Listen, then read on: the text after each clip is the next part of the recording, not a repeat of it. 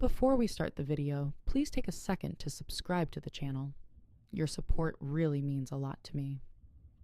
Understanding attraction isn't just about biology. It's deeply connected to emotions, comfort, and mental state. Research in psychology shows that attraction is shaped by physical, emotional, and psychological factors working together. First, emotional connection plays a major role. Many people feel more open to closeness when they feel safe, respected, and understood. Trust creates a sense of security, allowing both the mind and body to relax. Second, the brain is one of the most powerful influences. Thoughts, imagination, and mood can strongly affect how someone feels.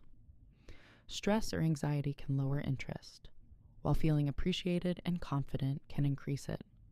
This is why communication and emotional bonding are often more important than physical factors alone.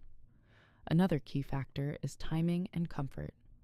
Everyone responds differently, and there is no single rule for when someone feels more open or connected.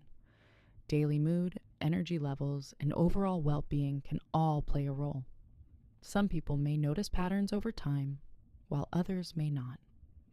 Respect and consent are essential. Healthy relationships are built on mutual understanding, no pressure.